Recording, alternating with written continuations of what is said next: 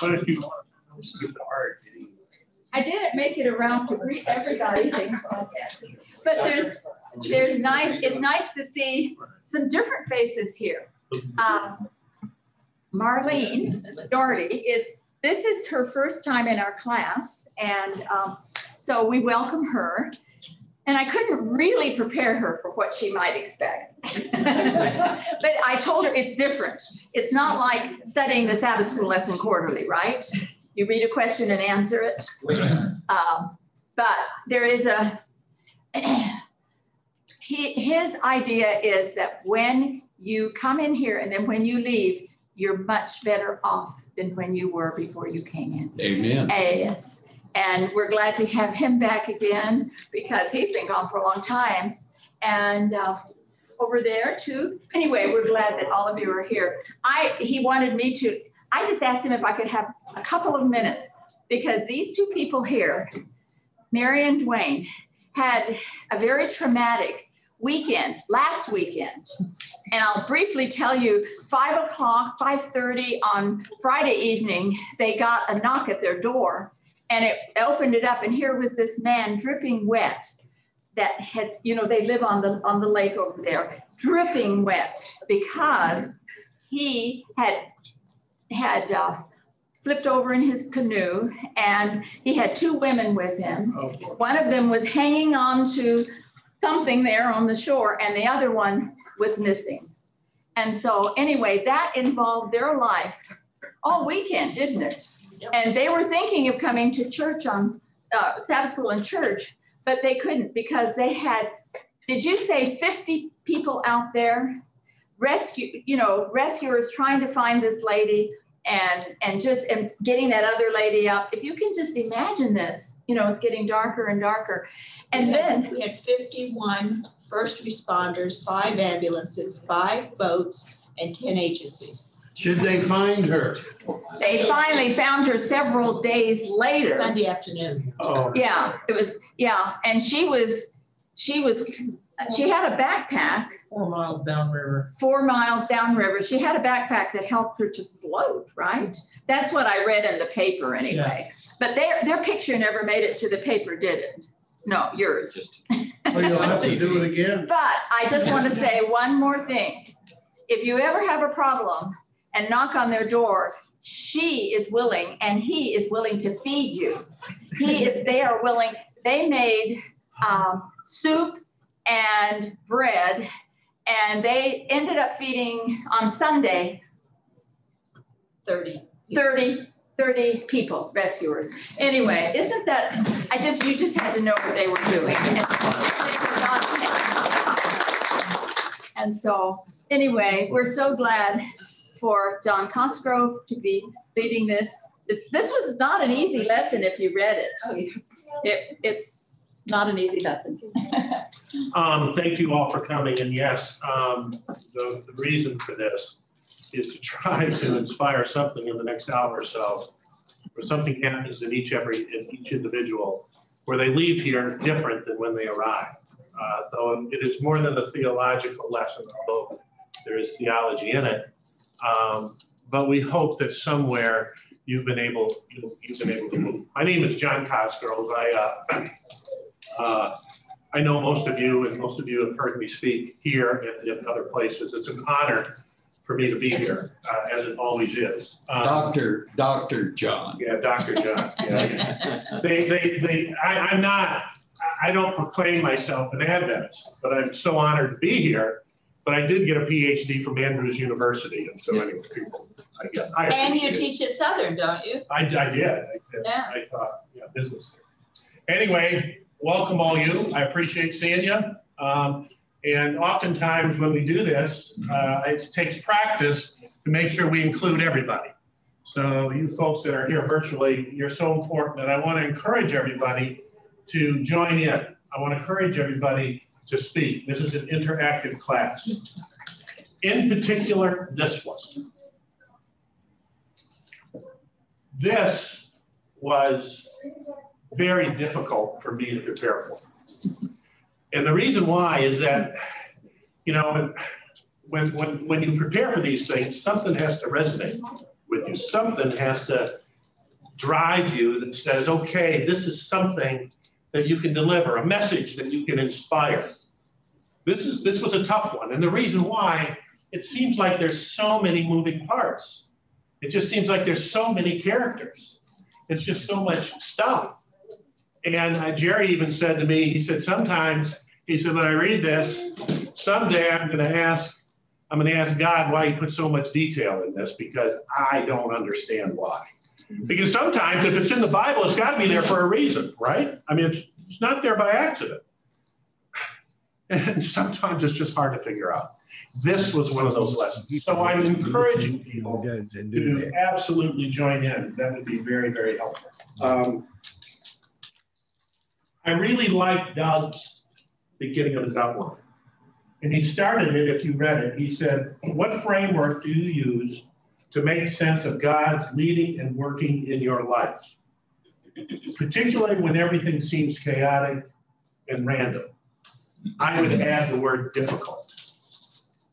What frames your behaviors and decisions when things get tough and it's hard? What were you saying, Mark? We can't do it without prayer. So I want to, I want to think about that here for a while. And oftentimes when I've spoken, I have, I think it's important, at least for me, to have an appreciation for what does inspire how I make decisions and how I behave. I've led hundreds of workshops on leadership. And one of the things that I always like to start out with, and I've done it with this group before, but I want to fine tune it a little even more. When I ask people, what are the things that frames their behavior? What are a number of things you could pick? What do you think is the number one answer? What frames your behavior? When you look at, what are you smiling at? I'm not doing the same thing as before. No, I was just, I'm just wondering whether I'm guessing right. What's your guess? Self-preservation. Fair enough. Fair enough. When I have a difficult decision to make, or I ask a group or an organization what frames their behavior, it seems like most every single time they come up with the word honesty or integrity. Yeah. I think sometimes we can get ourselves in a rut when we're dealing with a problem because we already know what we want as an answer. And then we try to achieve that in some way, even if we're confused as to how to get there. And sometimes that's not the best answer. So you got to be careful that you're not keeping yourself open for other goals. See, that fits right in with what we just said. Because if I am very honest, how many here look at themselves as someone of integrity, of honesty? Would you say so? All right, of course.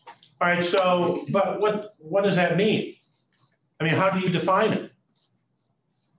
How do you define integrity? Tell the truth. Tell the truth. Yeah. Fair enough. What else? Integrity means that the foundation is solid. Like in a house, we say the foundation doesn't have integrity.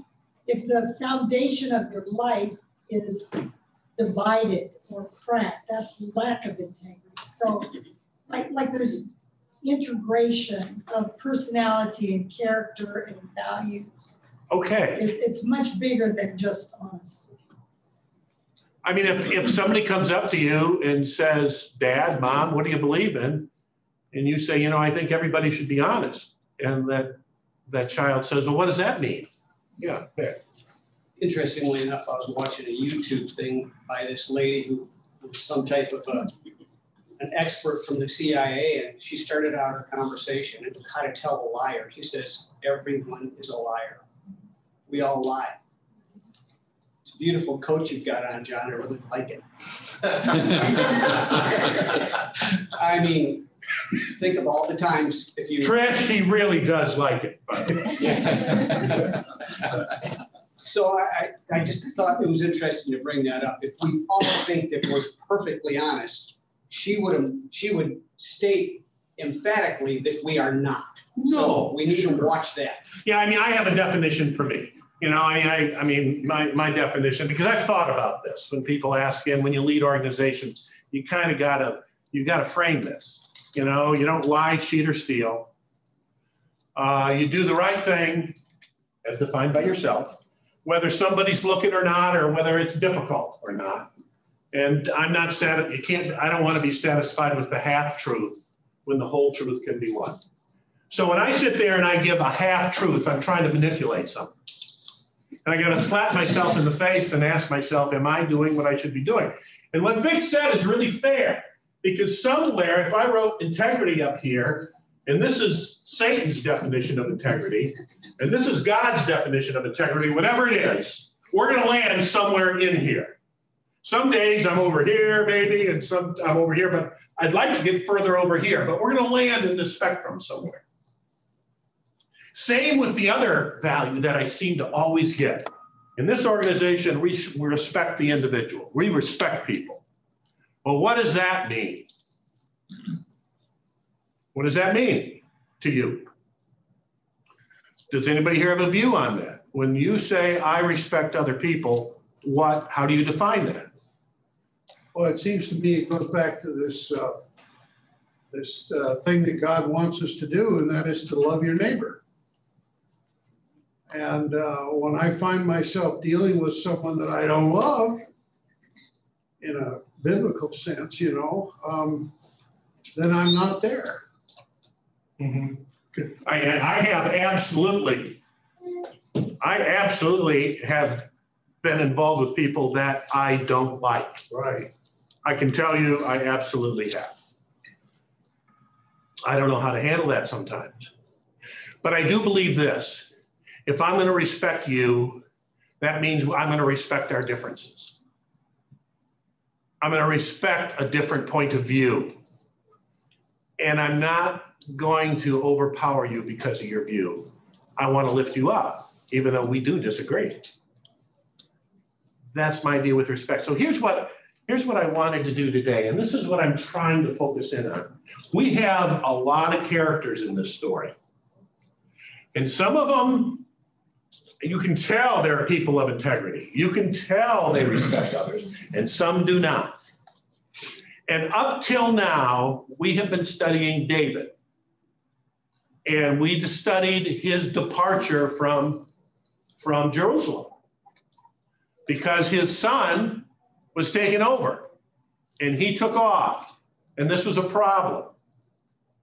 And there were certain characters in this story when he left that responded a certain way and then responded a different way when he returned. I find it interesting when people do that. And I have to ask my question, why? So here's what we're going to do. I want to go through this, and here's kind of the format of it. I would love it if we're going to read the scripture that specifically addresses each one of these characters. And as we do it, I want you to think about, well, is this a person of integrity? Does this person respect other folks? Think about it like this for you folks that have hired people before. If you were in an interview, would you hire this person or not? And why? So what I'm going to do is that I'm not going to go back and reread what we've done before, but to do this right, we have to go back and slightly review how certain people behaved upon David's departure. And then we're going to read in scripture how they behaved upon his return. Now, hey, listen, fill in the gaps here if you want. I don't claim to be a theologian. Doug Tilstra is a theologian. John Cosgrove is not. But I sure tried really hard to fill in these gaps. So I'm going to go through this, but I am not at all insulted if someone says, well, wait a minute, there may be a little bit more. So let me start with this. I want to start with Shammai and Abishai. Remember Shammai? Remember him? How did he act when David left and was down? Well, he jumped out and he was part of Saul's court. What was he for Saul? Anybody know? Remember? Huh? That's not. But I can assure you, he did not really care for David and the departure. He cursed at him, threw stones. He said, "You bloodthirsty man, you rogue." He was as offensive to David as he could be. He wanted to shred David's dignity and his confidence, even though it had already been shredded pretty well. He was piling on. And so what did David do?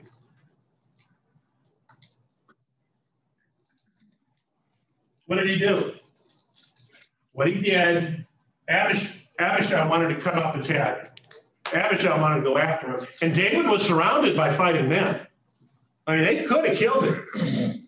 David said, no, don't kill him. And here's the reasons why. He said, God is putting this in this man's mouth. Maybe I need to hear it. I'm not saying it's true, but maybe I need to hear it. In fact, it wasn't true.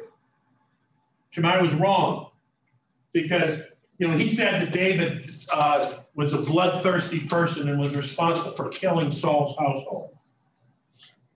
Actually, David treated Saul and his family with great love. He called him a bloodthirsty man. It's true, he was a man of war.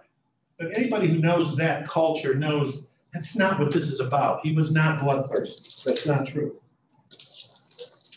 He did not bring Saul and his family to ruin. Saul himself brought his family to ruin. Saul did it, not David. Shammai was right, though, that the Lord had brought this upon David, but not for any of the reasons that he said. So, the other thing I found interesting in this too is this. When these guys wanted to cut off his head, David said no. And I think one of the reasons why is that this was kind of like smoke in the room that didn't mean anything. I mean, David was after Absalom at this time. He had bigger issues out there. This was not one of them. Yes, sir. But I wouldn't hire him. We'll get to that. I'm not sure I'd hire him either. I'm not sure. We'll get to that. But we're gonna get to that. So now I'd like to read 2 Samuel 19, verses 9 through 23, and I would like to have somebody volunteer to read the whole thing. Who can do that for me? Just read the whole thing, 9 through 23.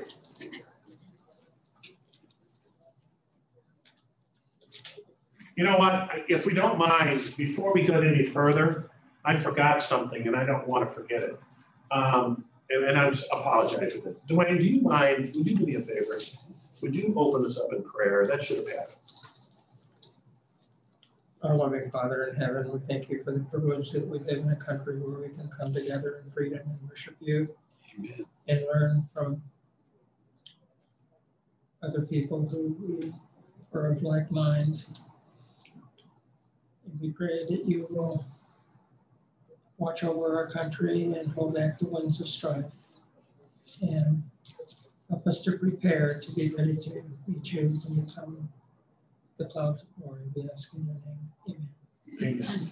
I apologize and thank you. Appreciate it. Could you read it? Yes. Thanks.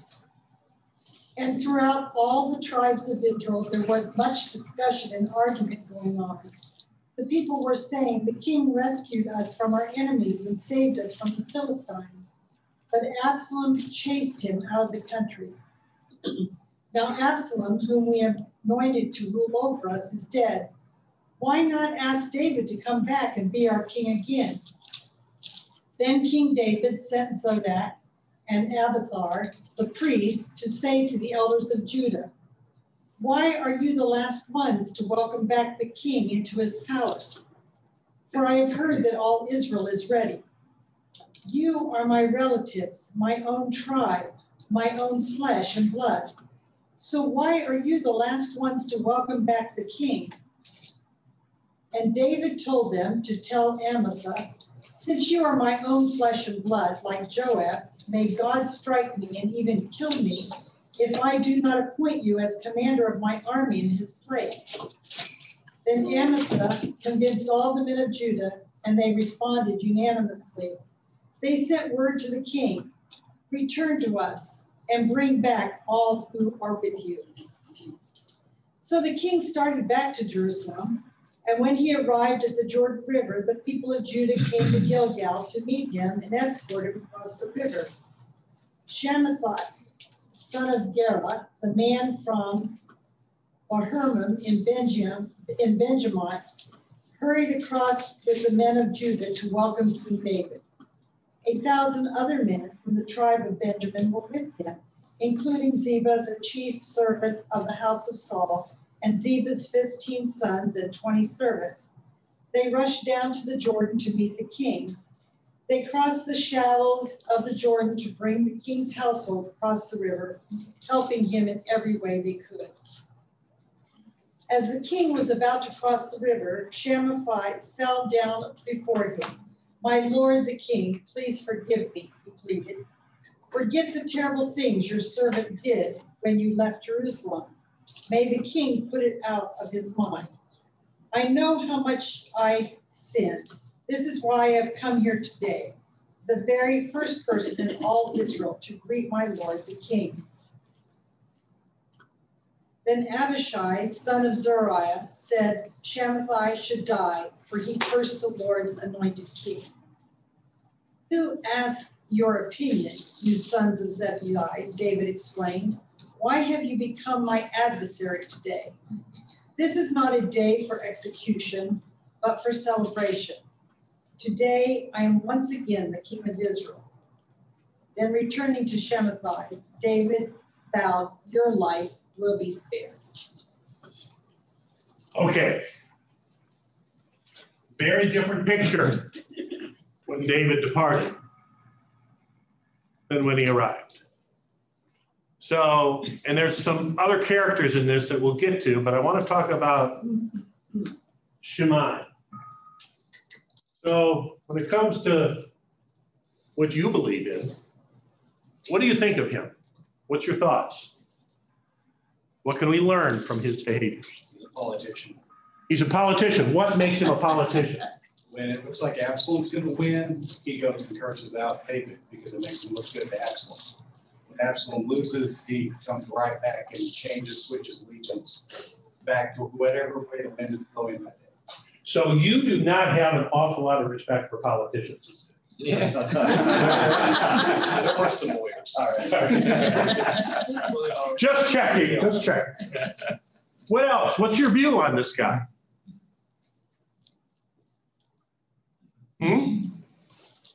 Is there anything positive you can pull out of this? David does save him. That speaks more to David. It speaks more to David, and that's absolutely true. Do you think, go ahead. Oh, I haven't quite put it all together, but when he's done. Yeah, go ahead, he's done. Oh, he's done. Just shoot it out, that's all right. First thing that came to my mind is that's how God treats, if you put David as a representation of God, we have people in our world who have discarded it, even betrayed him. But what I really liked about this guy is that he asked for mercy when he didn't deserve it. And that is what God listens to, is when someone asks for mercy, they don't deserve it, and God says, it's granted to you simply because you asked. I got that too. That's what came to mind too. John? Yes. He was very energetic in what he answered and what he did. He sure did. He threw himself on the ground, didn't he? He was belly to the ground And then before that, he was throwing stones. It was not just a light speech. So he was inspired in both cases. He was not a laid-back person.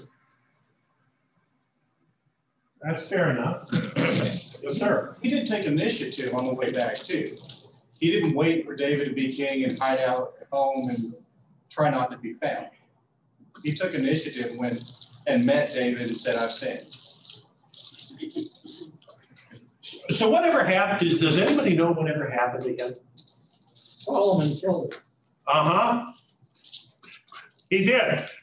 Why do you think, now this is, there's no straight answer to this. Well, no, there's not. But why do you think Solomon killed him? He was trouble. Well, Trouble. how do you know he was trouble? I agree. I totally agree. How do you know he was trouble? What I discovered in preparing for this, in 1 Kings 2, 8, and 9, in the transition of power, David, when he was talking to Solomon, said, hey, by the way, you may want to execute this guy. Now, David made an oath. You know, it's almost like a covenant. He wasn't going to do it. He said, you will live. I can't help it. This guy did some things after this where David finally said, you know, if I were you, I'd execute it. Because that happened, and he was executed. He did die. His family. But some people who weren't here last week may not realize, or the week before, what this guy did. I mean, he was vicious. 2 Samuel 16, it talks about how that he came and he pelted David and all the king's officials with stones. Yeah. And he cursed him, and he was really an awful person to David. So for David to even give him any more time to live, it's an amazing thing, I think, because he was awful. If you throw stones at me when I walk out this door, I'm going to do more than nothing. I will. And I would be probably wrong. Boy, talk about the self-control that David had and what this guy did do.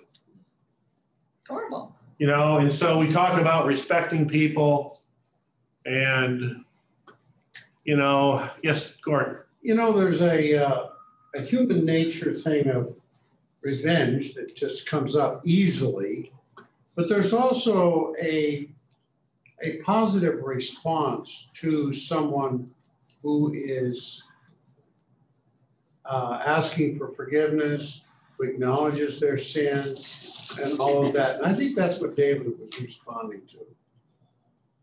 I think there was, for me, Gordon, there was two lessons here. One was he asked for forgiveness. And somewhere in my heart, I admire that. And David gave it to him. Somewhere he said he was wrong. Now, I agree. He said he was wrong because why? What was his motives? Life. He wanted to live. It had nothing, I don't think it had anything to do with helping David. I think it was all self-serving. Yes, sir. Self-control, when you mentioned that, David doesn't come to mind to me. But he doesn't come across to me to have. See, when I study David, here's what I have to do. I have to partition parts of his life off. I mean, there's some really good Davids, and there's some really crummy Davids. I have found. It seemed like he was good at trying to correct his wrongdoings, but as far as none of this doesn't come to mind. Well, I mean, since, you know, his murder in Bathsheba, he didn't perform very well for the next decade. You know, he was a bad boy, I think. But because of the self-service, which I got out of this, you know, if I had to put him on the spectrum, and I think about integrity and respect, I would put this guy kind of, unfortunately, he's going to go over there. And there's something that tells me that David just didn't say you ought to execute this guy for no reason. So if I'm interviewing him and hiring him, I wouldn't hire him because there's something not right here. Are you going to put David on the board? I am. David gets a line from one side to the other to pick out David. We're not doing it yet. All right. Hey, John. Yeah, Hey, John, can you hear me okay? I can hear you great, John. Okay. I think that there are two different perspectives here. Whenever David is running away from Absalom, he's remembering all the last 10 years of difficulty he has had. He's already had Amnon killed. Absalom has fled. Absalom has come back. And now Absalom is trying to kill him. And the prophet Nathan has told David that never will the sword depart from your house. And you're going to restore fourfold. So he's already lost this son that was born to Bathsheba. He has lost Amnon. He doesn't know until after his return that he's already lost Absalom. And now he doesn't know if he's going to be the fourth person to be killed. And he does know that Nathan said, God has forgiven you. So because God forgave David, David forgives Shimei. But through the course of the years that transpired between the transition of power between David and Solomon, something transpired that told David that Shimei was really not a loyal person to him, and that he would cause more trouble for Solomon if he was allowed to live. And it would be good for the entire country for him to be disposed of. Well, that fills in a lot of space here, which is really helpful. And we're going to be talking about David, and I'm glad you brought it up now, because there's so much of what we're going to be talking about here where David is sprinkled into it. And I don't want to leave that to you. I want to sprinkle it in as we go. And so it'll be easier when we talk about David. So, John, thanks for that input. I want to now shift to Ziba and Bishbosheth. Remember them? Let me kind of give you the background.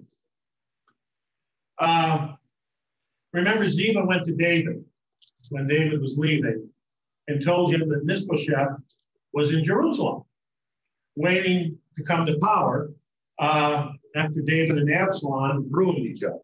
So he was kind of waiting in the wings, according to Ziba. Now, we're going to read something that contradicts that story.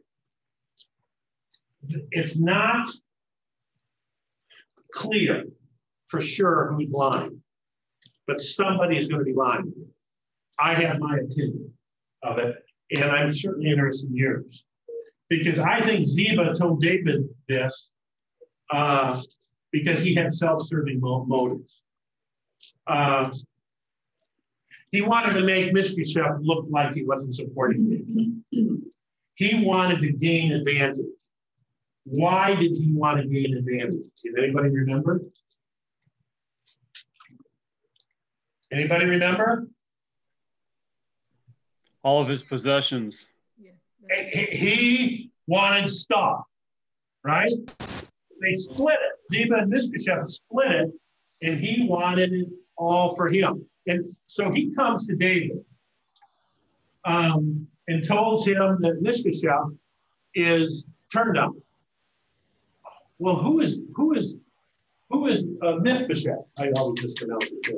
Who is he? Yeah, who is he? Saul's grandson. Saul's grandson. Whose son? Jonathan. Was Jonathan and David pretty close? Yes. Very tight. Really close. And it was almost like a covenant that David did that said he was going to take care of this guy. And then all of a sudden, this guy shows up and says he's turned on you. How do you think David feels? Because he believes him. Yes. Because he believes Maybe he feels betrayed. Absolutely. He feels betrayed. And what kind of disposition is David in right now? What kind of place is he in mentally right now? He left Jerusalem. His son turned on him. He had friends leaving him. This is not what he needed. He doesn't know who his friends are. Well, obviously, so Ziba must be his friend because he's so loyal that he's going to come to David and tell him the truth. And all he wants in return is what, Keith? Whatever belonged to Mephibosheth. Yeah, he wants it all. He wants all the possessions. And so what does David do? He gives it to him because he believes it. He gives it to him. John, is this when dirty politics started? Or did it start? Maybe so. I got a feeling it started before this time. Yeah. Okay, so with that, Ziba got the response he wanted. I mean, this guy was, if he was lying, it was shameless. I thought it was just slander, and I thought it was indespicable. But now let's read 2 Samuel 24 through 30 and see if we can get the rest of the story. Would someone please read that whole thing, 24 through 30, please?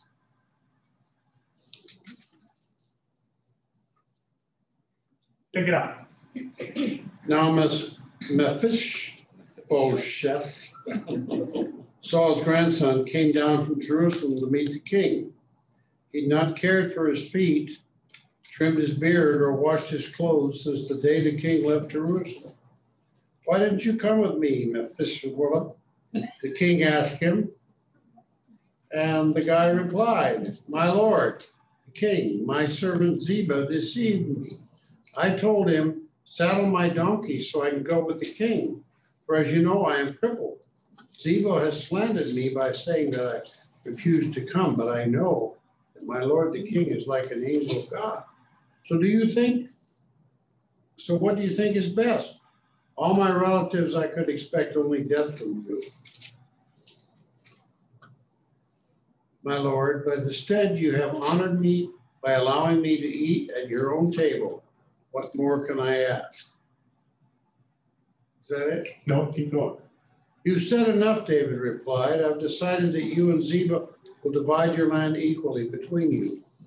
Give him all of it, Mephibosheth said. I'm contented just to have you safely back again, my lord the king. We have a liar and somebody who's telling the truth. Who's the liar and who's telling the truth? And why do you think it? Mephibosheth is telling the truth because his actions while David was gone speak to it. He didn't trim his beard. He was in mourning. And I think politics started with Lucifer and a whisper campaign against God. Yeah. Amen. I got it. That took me a couple times, by the way. You got it really quick. That took me a couple times to get here. Yeah. What else happened here that makes you have an opinion? John? Yes, sir. This is Marlene. This story reminds me of King Solomon when the two women came with one child and they both saying, this is my son, this is my son. And so David said, well, Solomon said, cut him in half. And the one that was really the mother said, nope, give the son to the other one. Okay, she didn't want to see the baby killed. So in this case, Mephibosheth says, give him all the land. Okay, Ziba wanted the possessions, and he was willing to betray his master. He was willing to lie to the king. And that's my viewpoint. On the other hand, Mephibosheth says, no, as long as you live, I'm content. Marlene, when I read it, I came up with the exact same story in my mind. Just exactly what you just said. Yeah. I kind of followed that the same way, but the question came up on the not washing his clothes and et cetera, et cetera. Who's relating this information? Because Mephibosheth didn't say that. He didn't say it. If he had said, I haven't done this and I haven't done that, building this whole backstory for himself, I'd question him significantly.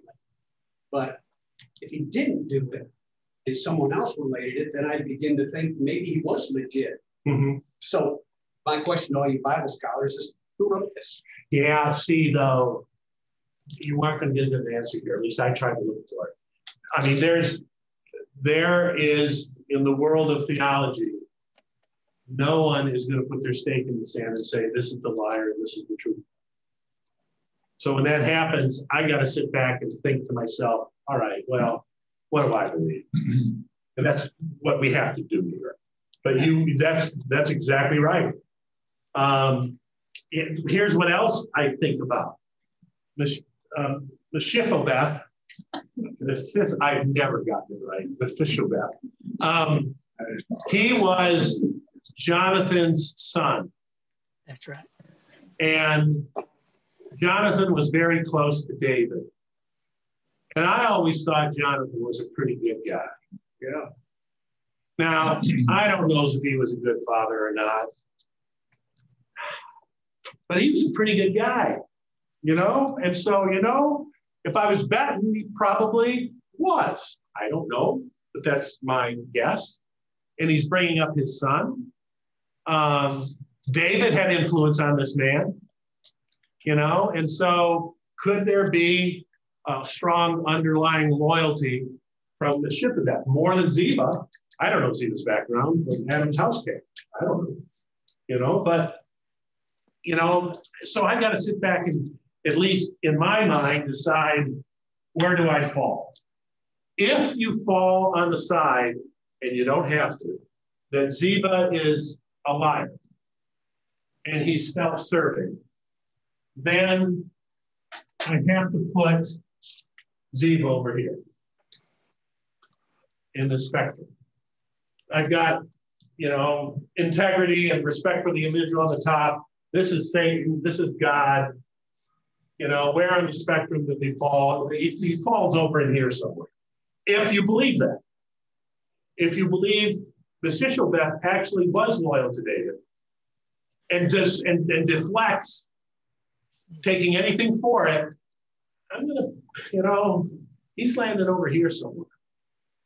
I think the reason why this is important to me is this. When have I been in a position where I could gain something if I was just a little bit more dishonest and self-serving? Just a little more. Just a little more. You know, remember my definition of integrity, knowing, I mean, not being satisfied with the half-truth when the whole could be one. Well, when do I spin that? That's why this stuff is important, because it causes me to self-reflect so I can be better and learn from these behaviors. Yeah. Got my doubts about Mephibosheth for another reason, and this professional liar detector indicated that those people who lie give you more information than you need. That's true. And he overdid it. He said, let him have the whole thing. To me, that's going over the top. I think he's going over the top in some situations. Again, whoever spun this story is the guy who's giving us this information. So his bias or her bias is in the story to begin with, and then probably the translation will tell you one thing or another in terms of its nuances. See, and I absolutely respect your view, though. I absolutely do. It's different than mine, but we don't know. But at least we're learning something as to what does being honest and respecting others mean? What do I want to do and what I don't want to do as a person myself? Remember, when we enter this room, we want to leave differently. That might be a lesson. Yeah, Gordon.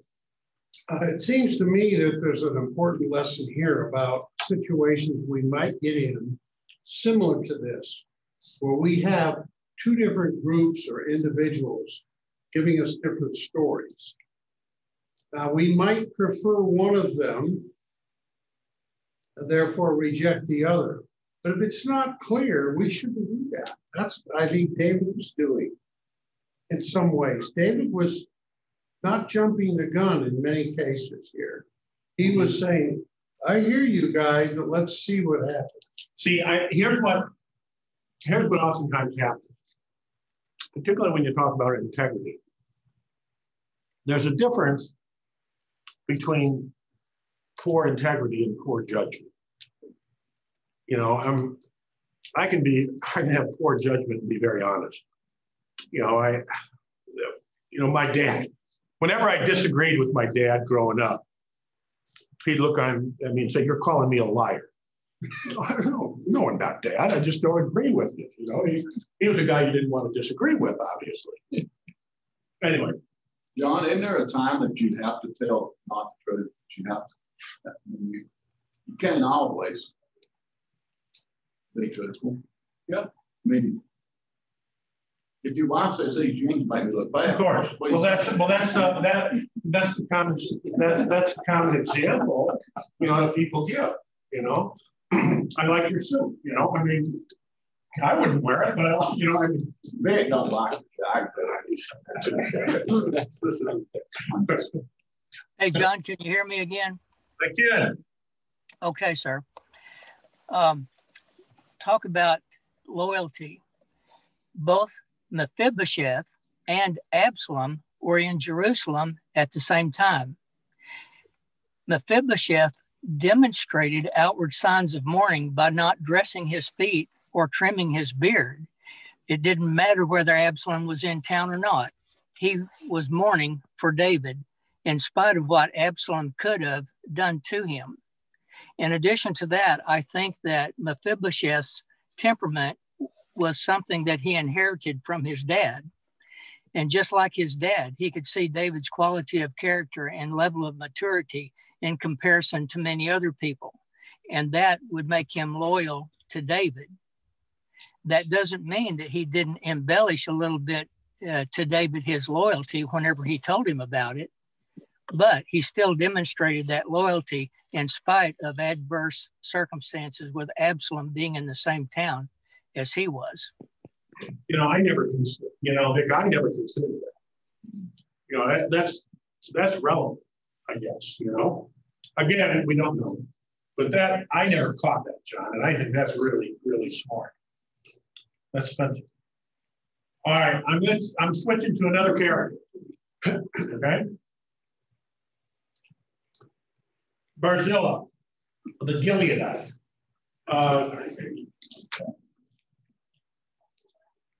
Barzillai is mentioned in the Old Testament, I didn't know this, 10 times. He's a wealthy man. He lived but he lived in common surroundings.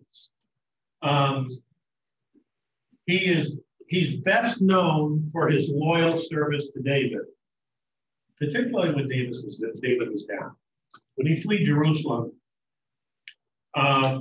he took care of the needs of David's household. And so he stood strong by David when a lot of people didn't. So now let's pick it up, 2 Samuel 19. Upon David's return, what did Barzillai do? 2 Samuel 19, 31 through 40. Could someone please read that?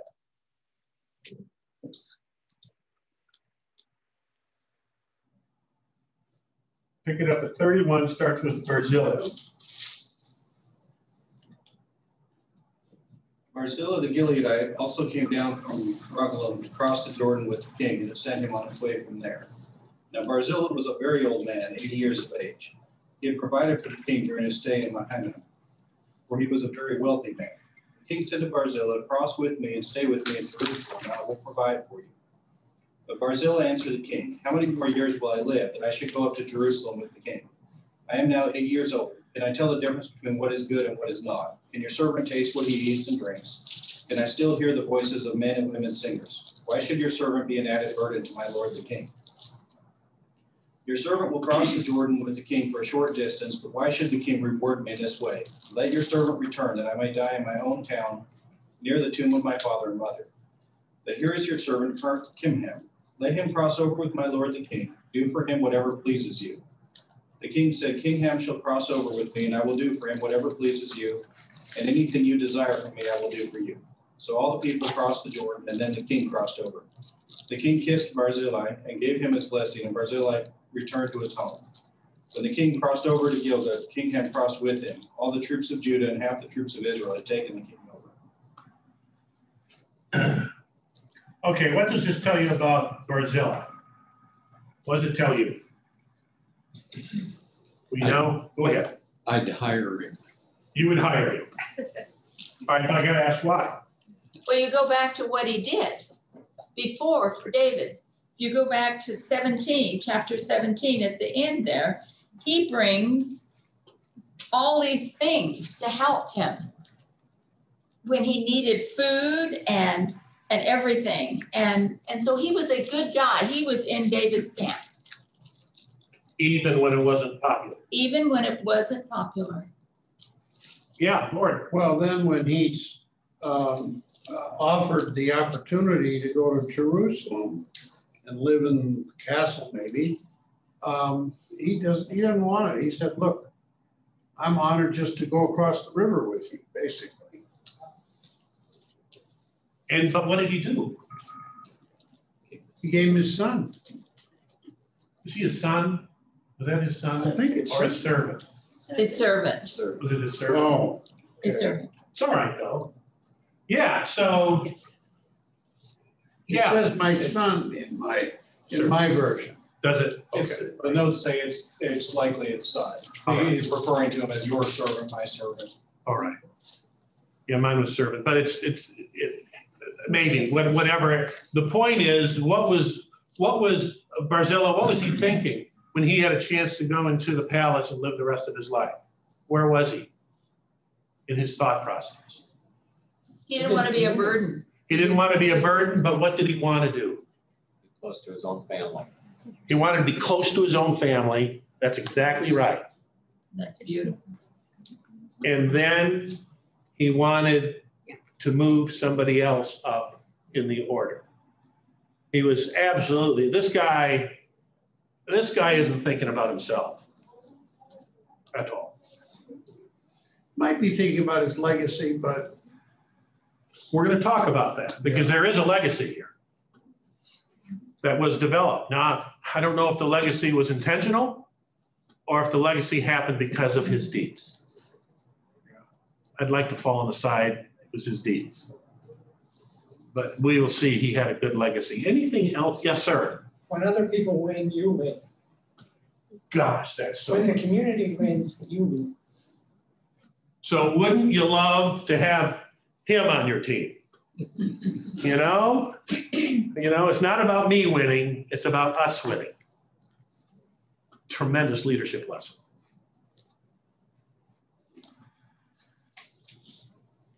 Anything to add?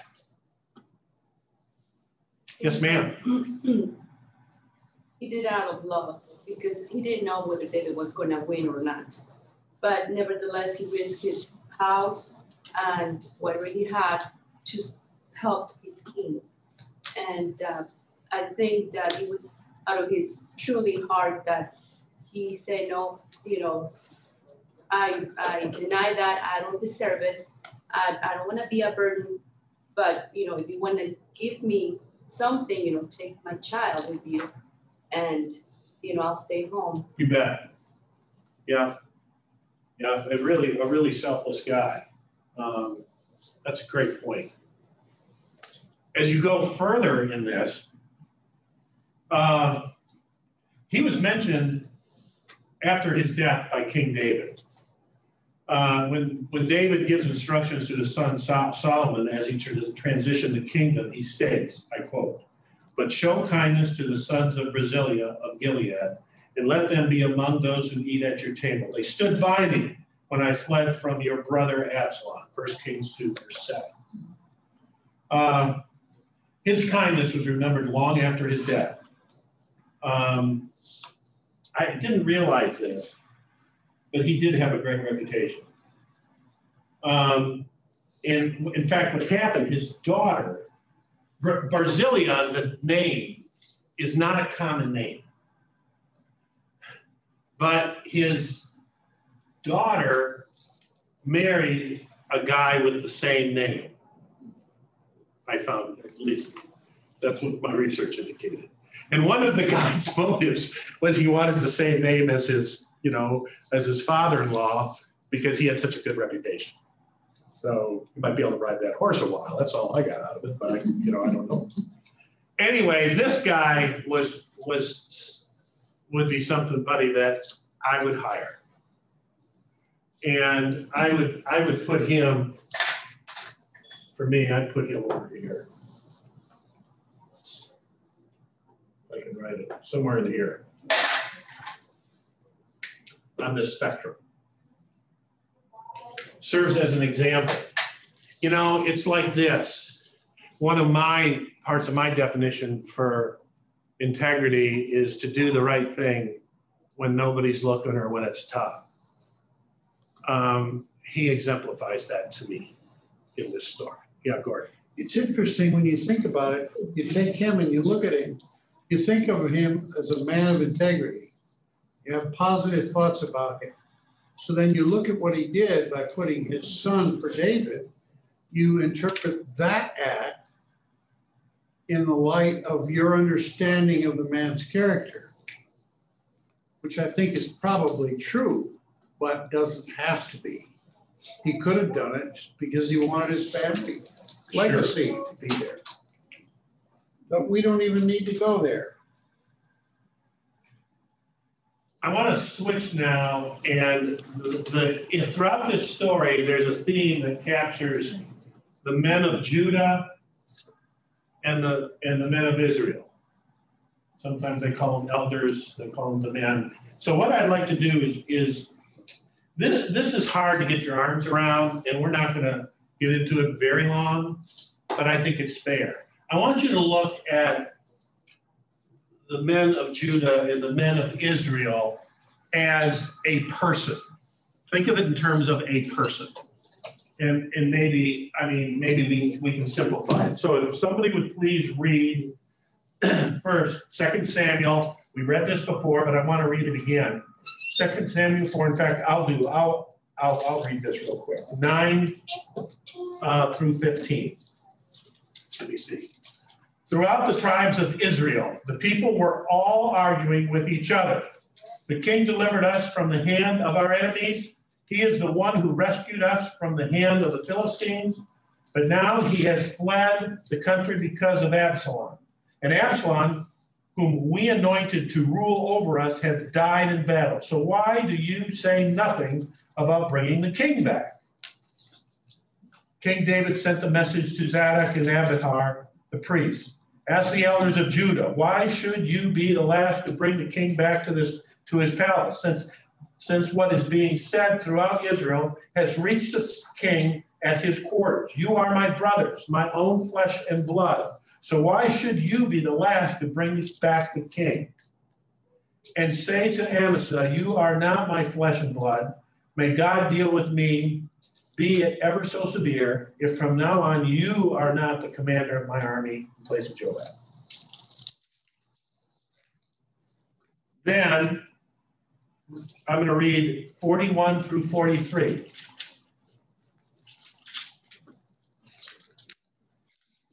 Soon all the men of Israel were coming to the king and saying to him, why did our brothers, the men of Judah, steal the king away and bring him and his household across the Jordan together with all his men?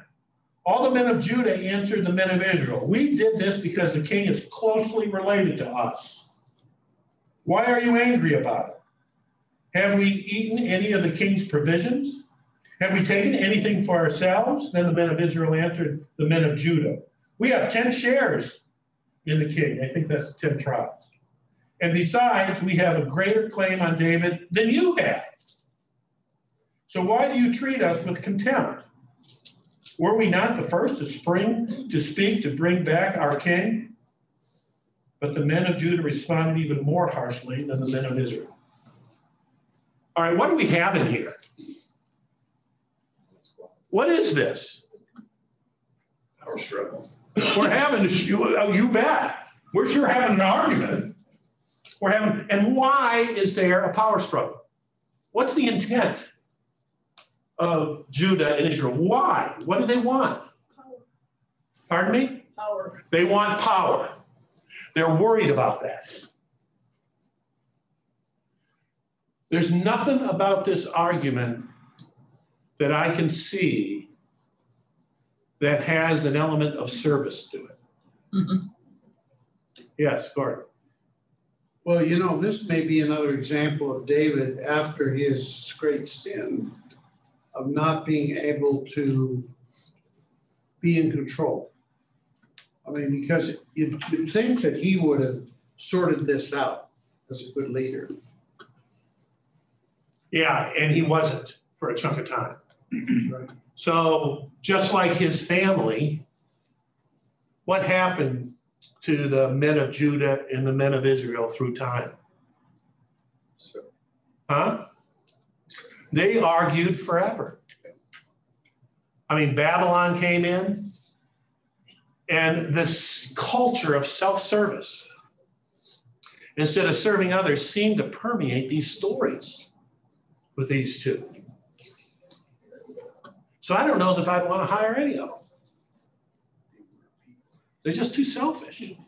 They're politicians, you know?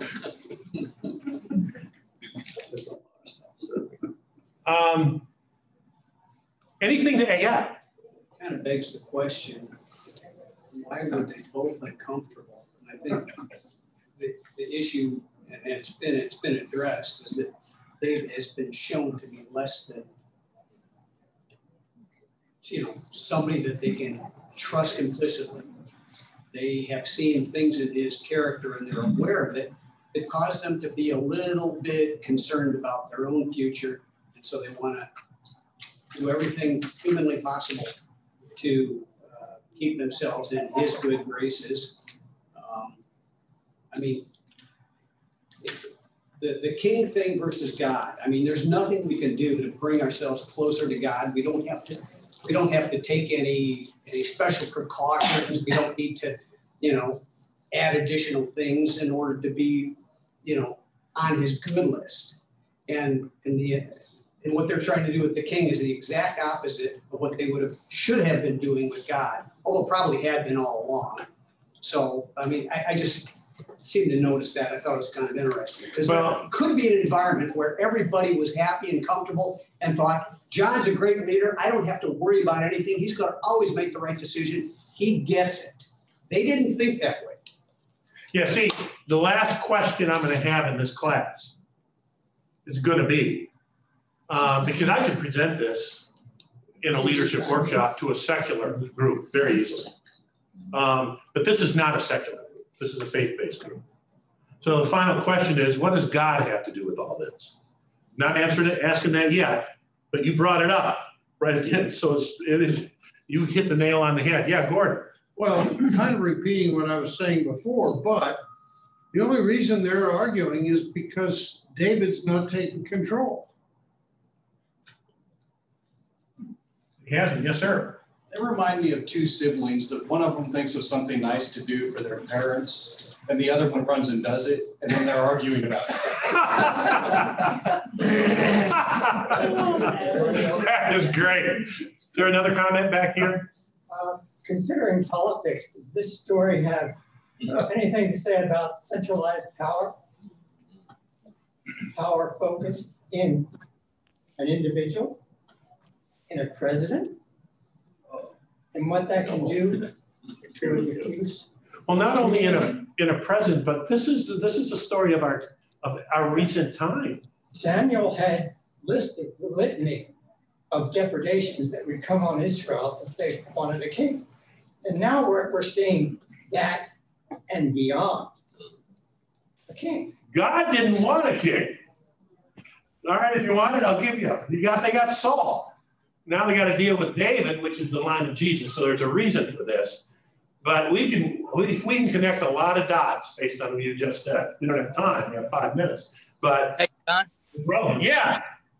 There was a comment just a minute ago. It said that they were arguing because David was not taking charge.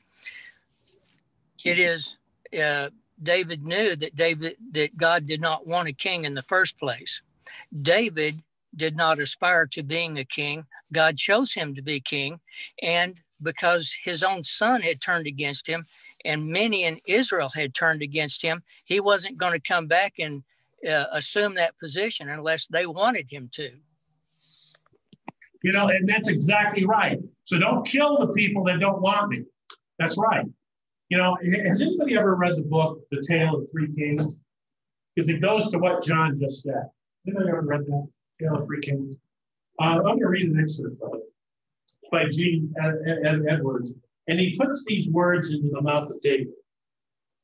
This is David talking according to this. The throne is not mine, not to have, not to take, not to protect, not to keep. The throne is the Lord. It was that kind of heart that kept David on track through difficult times. And that also enabled him to be refreshed. I think too many times we try to solve God's problems. God's just fine solving his own problems. We don't really need to do it. David, I think, was getting there at this point in his life. He didn't always have it. I think he was getting it. I mean, but this is a great example of it. I think of deep inward peace who lives in the fellowship of Christ. The great peace that comes with that. Now, David was given a covenant by God. God was not going to turn his back on David. When it comes to integrity, God's over here. He wasn't going to do it. But then in chapter 12, David goes off with Bathsheba, kills Uriah, and goes on a decade where he even had, where there was not a lot of God worship going on in his house. I wouldn't have hired David during that time. I didn't trust him. I think he was a liar, and I don't think he respected people. I think he was worried about himself. But he gained experience, and he left, and now he's coming back. I would not have wanted to hire David during those bad 10 years. I might consider it now. Now, what do you think about David? Can I make one more comment, John? You can make two if you want to, all right? Thank you, sir. Welcome. During all of this time, all of the things that we see in David, where he vacillates, where he is indecisive, where he's not taking command like he used to do, remember that David is feeling guilt because of this incident with Bathsheba and Uriah the Hittite.